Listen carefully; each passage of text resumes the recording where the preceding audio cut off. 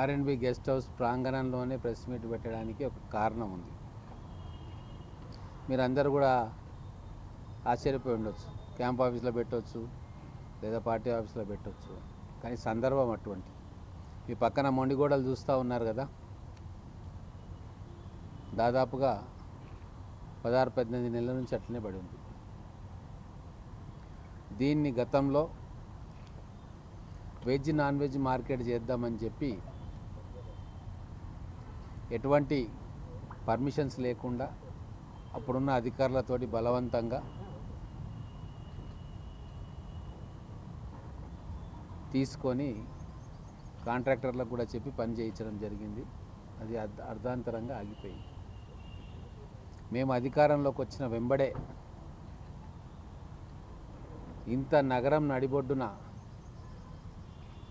Veg non veg market ఇంత primary ప్లేస్లో ఉంటే అదంత సమంజసం కాదేమో అని అనుకొని అందరికీ అవసరమయ్యే ఒక కార్యక్రమాన్ని ఇక్కడ చేపట్టాలని చెప్పి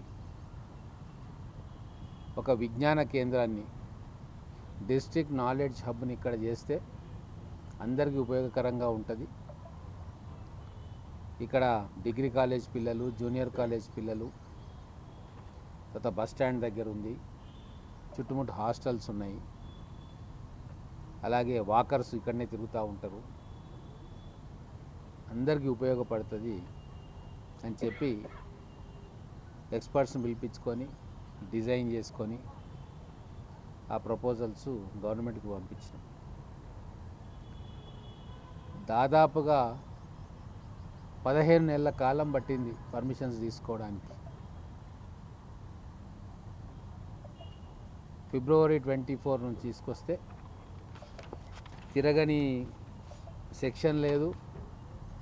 లాస్ట్కు 16/4/2025కి 10/4/2025కి మాకు అర్బన్ డెవలప్మెంట్ దానకిషోర్ నుంచి ఫైనల్గా ఆర్డర్ వచ్చింది.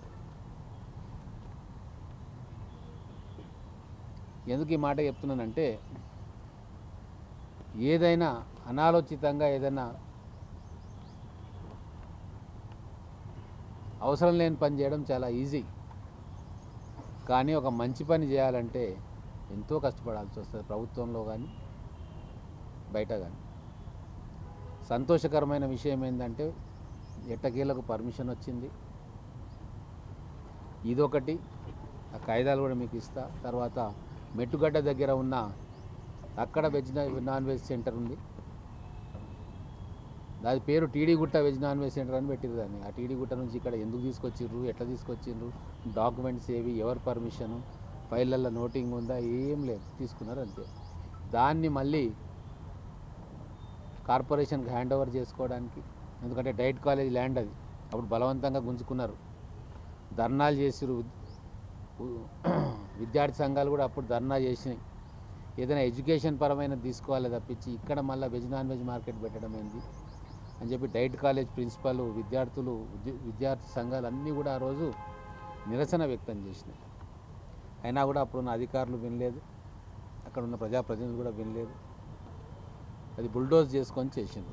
దాన్ని ఇప్పుడు సరి చేసినాం. అక్కడ స్కిల్ డెవలప్మెంట్ సెంటర్ కోసం కూడా పర్మిషన్ తీసుకురావడం జరిగింది. ఇక్కడ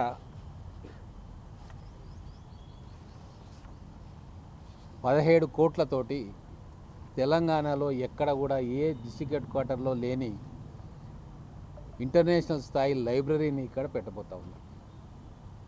దానికి శాంక్షన్ కూడా వచ్చింది. ఫస్ట్ ఫేజ్లో 10 కోట్లు శాంక్షన్ అయింది. ఒక వారం 10 రోజులలో మనం శంకుస్థాపన కూడా పెట్టుకోబోతాం. ఇక్కడ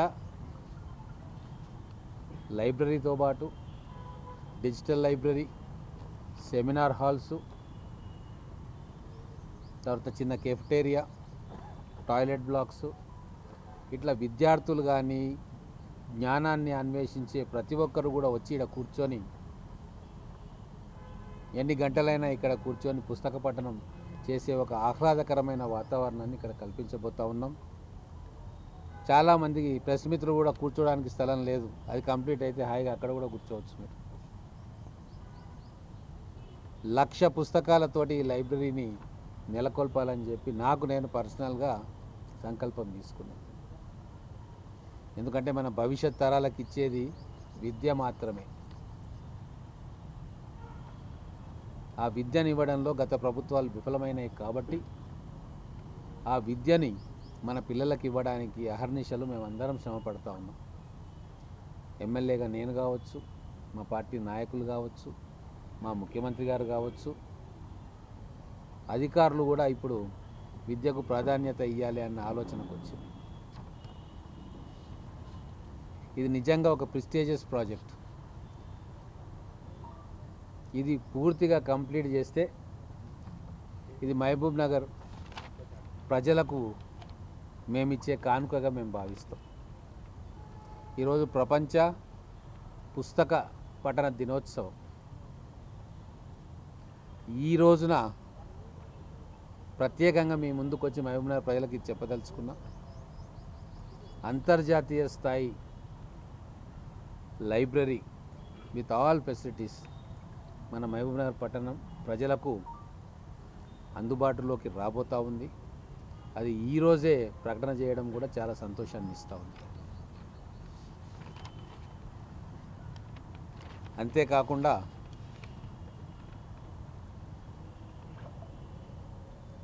విద్యార్థుల కోసం చాలా కార్యక్రమాలు మేము చేపడుతూ ఉన్నాం. ఇప్పుడు కోచింగ్ నడుస్తూ ఉంది. 24వ తారీఖు అయిపోతుంది. ఎంసెట్కు స్పెషల్ క్రాష్ కోర్స్ కూడా స్టార్ట్ చేసినాం. అది 24 తోటి పిల్లలు ఇంటికి వెళ్ళిపోతారు. 28, 29 కోచింగ్ డేట్ ఉంది, ఎంట్రన్స్ ఎగ్జామ్ డేటు. అలాగే 150 మంది గవర్నమెంట్ పిల్లలు పాలిటెక్నిక్ కోచింగ్ తీసుకుంటూ ఉన్నారు. ఇదే ఎన్టీఆర్ జూనియర్ కాలేజీలో. వాళ్లకు నా క్యాంప్ ఆఫీస్ నుంచే మధ్యాహ్నం లంచ్ భోజనం వెళ్తూ ఉంది. అంటే మేమందరం ఏ భోజనం అయితే చేస్తామో అదే భోజనాన్ని ఆ క్యాంప్ ఆఫీస్లో, మా క్యాంప్ ఆఫీస్ నుంచి ఆ పిల్లలకి జిల్లా నలుమూలల నుంచి వచ్చింది, ఓన్లీ మహబూబ్ నగర్ నియోజకవర్గం కాదు, వాళ్ళందరూ కూడా బాసర IIIT కావచ్చు, అంటే 6 ఇయర్ కోర్స్ ఉంటుంది అక్కడ 10th క్లాస్ పిల్లల కోసం. అలాగే బోయిన్పల్లిలో ఒక పాలిటెక్నిక్ కాలేజ్ ఉంటుంది, ఎలక్ట్రానిక్స్ కాలేజు. లేదు వనపర్తి, మహబూబ్ నగర్లో ఉన్న పాలిటెక్నిక్ కాలేజీలు. ఇటువంటి ప్రెస్టీజియస్ కాలేజీలలో మన పిల్లలు అత్యధిక శాతం మన పిల్లలు చదవాలి అన్న సదుద్దేశంతో కొన్ని స్వచ్ఛంద సంస్థలతో కలిపి వాళ్ళకు కూడా కోచింగ్ ఇస్తూ ఉన్నాం. MBS డిగ్రీ కాలేజీలో కేవలం మన కోసమే స్కిల్ యూనివర్సిటీ వాళ్ళు మా సూచన మేరకు మాస్టర్ అనే program Mahabub Nagar degree college అది పిల్లల కోసం తయారు చేస్తున్నారు.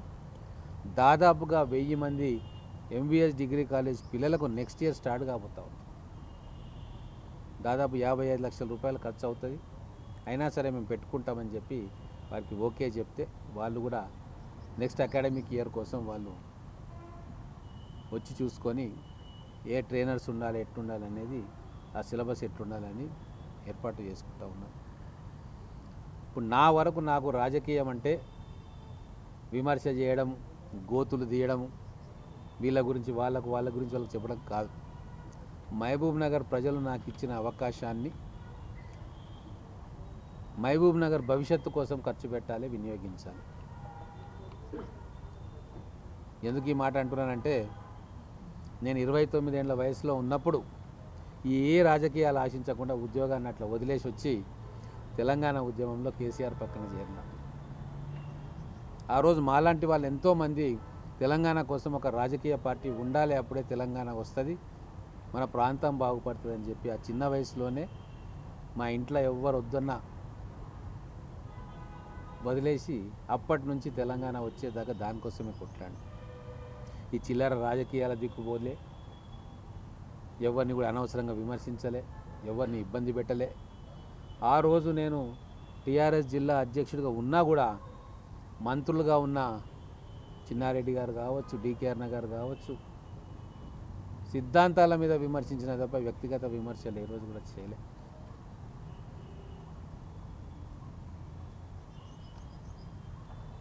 ఇప్పుడు కూడా ఇన్ని సంవత్సరాలు అయింది నాకు, దాదాపు 25 సంవత్సరాల రాజకీయ జీవితంలో ఉన్న నా ఇంటిగ్రిటీ, నా హానెస్టీ, నా క్యారెక్టర్ ఎట్టి పరిస్థితుల్లో దాన్ని కోల్పోదలుచుకోవాలి. కొంతమంది చిల్లర వ్యక్తులు రకరకాలుగా అనుకుంటారు బయట కూర్చొని, అందరిలాగా ఎన్ఎం శ్రీనివాస్ రెడ్డి కాదు. నాకు ప్రజలు, మహబూబ్ నగర్ ప్రజలు ఇచ్చిన అవకాశాన్ని భవిష్యత్తులో వాళ్ళ పిల్లలు గర్వపడేలాగా ఇక్కడ ఇన్ఫ్రాస్ట్రక్చర్ని తీర్చిదిద్దాలా. ఇందుకోసమే నేను ఎమ్మెల్యే అయినా. నాకు పదవుల ఆశ కూడా లేదు. ఒక మంచి అవకాశం ఈరోజు నాకు ఈ లైబ్రరీ బిల్డింగ్ నిర్మాణం చేసే ఒక అవసరాన్ని నా భగవంతుడు ఇచ్చింది. దీన్ని మొదలు జైపాల్ రెడ్డి గారి పేరో లేకుంటే మల్లికార్జున్ గారి పేరో ఆ మహనీయుల పేర్లు పెట్టాలని అనుకున్నాం. కానీ ఆలోచించిన తర్వాత వీళ్ళు చాలా గొప్పవాళ్ళు, వాళ్ళ కంట్రిబ్యూషన్ ఈ జిల్లాకు ఉంది, దాన్ని కాదనట్లేం. కానీ భారతదేశంలో కొన్ని కోట్ల మందికి స్ఫూర్తినిచ్చిన మహానుభావులు ఇద్దరు ఉన్నారు. వాస్తవంగా వాళ్ళు భగవత్ స్వరూపులు అని చెప్పి నేను అనుకుంటా. ఒకరు జ్యోతిబా పూలే గారు, మరొకరు డాక్టర్ బిఆర్ అంబేద్కర్ గారు, బాబాసాహెబ్ అంబేద్కర్ గారు. ఎందుకు ఈ మాట అంటున్నానంటే, ఈరోజు విద్య ఎంత అవసరమో, విద్యలో సంస్కరణలు రావాలి అని చెప్పి 5% లిటరసీ కూడా లేని ఆ రోజు భారతదేశంలో బ్రిటిష్ వాళ్ళు పరిపాలిస్తున్న క్రమంలో తమ ఆస్తులు అమ్ముకొని 28 పాఠశాలలు పెట్టి తన భార్య చేత కూడా పని చేయించి ఆమెను కూడా టీచర్గా తయారు చేయించి కొన్ని వేల మంది పిల్లలకు విద్యాబోధన చేసిన మహనీయుడు. ఆయన చూపిన దారిలోనే బాబాసాహెబ్ అంబేద్కర్ గారు ప్రయాణం చేసి మా జాతులు చదువుకోలేదు కాబట్టి వెనకబడ్డాయి, మా జాతులలో ఉన్న ఆఖరి వ్యక్తి వరకు, ఆఖరి బిడ్డ వరకు చదువుకున్న నాడు, జ్ఞానం సంపాదించిన నాడు భారతదేశం అత్యున్నత శిఖరాలకు ఎదుగుతుంది అని చెప్పి మనసావాచ నమ్మి ఆ సిద్ధాంతాన్ని ఆచరించిన వ్యక్తి, చదువు విలువను తెలియజేసిన వ్యక్తి.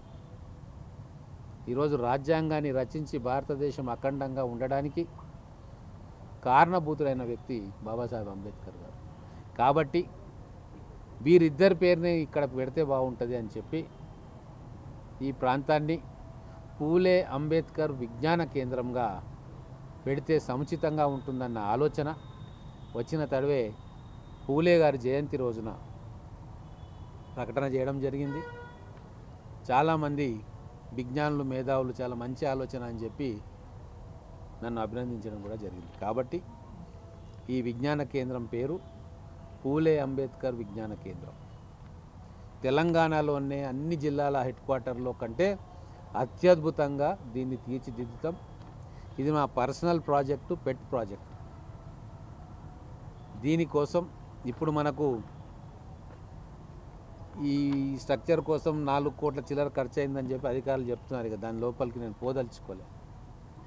10 కోట్ల రూపాయలు ఇమ్మీడియట్గా శాంక్షన్ అయినాయి. అవసరమైతే ఇంకొక 5-6 కోట్లు కూడా తీసుకొచ్చి అత్యద్భుతంగా ఈ ప్రాంగణాన్ని ఒక నాలెడ్జ్ హబ్గా తీర్చిదిద్దే ప్రయత్నం చేస్తాం.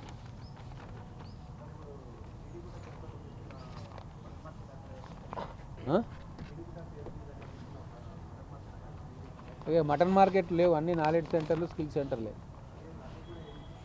అది కూడా అయిపోయింది. అదే 2 దీంట్లోనే ఉన్నాయి, అందుకే మీకు ఇస్తున్నా. లేదు దీనికి, అందుకే ఈ డిజైన్ కూడా చెప్తున్నాము. అదే డిజైన్ను ఇన్వాల్వ్ చేసుకుంటూ, అందుకే స్పెషలిస్ట్ అని పిలిచి చేసినాం. అదే డోమ్, లైబ్రరీ అంటే డోమ్స్ అవన్నీ ఉంటాయి కాబట్టి దీన్నే ఇంటిగ్రేట్ చేసుకుంటూ చేస్తూ ఉన్నాం. మరి తీయడం సాధ్యం కాదు, ఎందుకంటే అంత ఖర్చు పెట్టినాం కదా. కానీ దాన్ని ప్రాపర్గా ఉపయోగించుకుంటాం.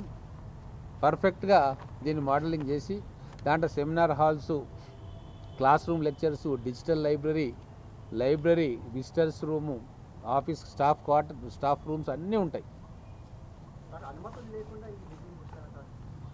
ఇక అది ఇంతకుముందు చేసిన వాళ్ళని అడగాలి. మేమైతే జీవోలతో సహా ఫైనాన్స్ క్లియరెన్స్, అడ్మినిస్ట్రేటివ్ శాంక్షన్ తోటే ఇటుకేస్తాం.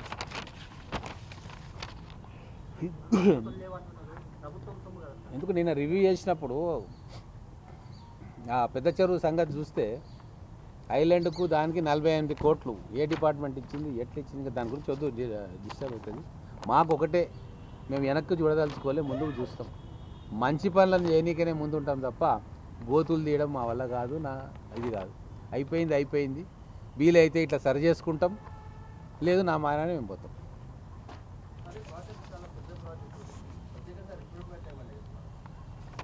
ఇప్పుడు దీన్ని చాలా క్వశ్చన్స్ వచ్చినాయి ముఖ్యమంత్రి స్థాయి నుంచి.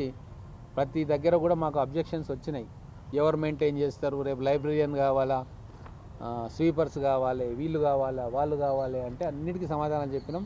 మా మున్సిపల్ కార్పొరేషనే దీన్ని మెయింటైన్ చేస్తుంది. మా మున్సిపల్ కార్పొరేషనే దీని మెయింటెనెన్స్ కావచ్చు, దీంట్లో ఉండే ఎంప్లాయీస్ కావచ్చు, బట్ అన్నిటినీ కూడా ఒక్కొక్క క్వెరీ చూస్తే పరేషాన్ అవుతారు. ఒక మంచి పని చేయడానికి ఇంత తిప్పలు పడాలా మేమని. పై నుంచి కిందికి, కింది నుంచి పైకి, పై నుంచి కిందికి 10 సార్లు తిరిగిన.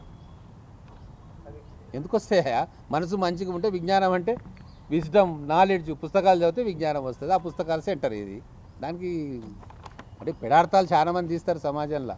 నేను అదే చెప్తున్నా కదా, మంచి చేయడానికి యుద్ధం చేయాల్సి వస్తుంది ఈ సమాజంలో. చెడు చేయడం చాలా ఈజీ, మీరు కూడా గ్రహించాలి. ఓ మంచి చేయడానికి 15 నెలలు క్లర్క్ తిరిగినట్టు తిరిగిన.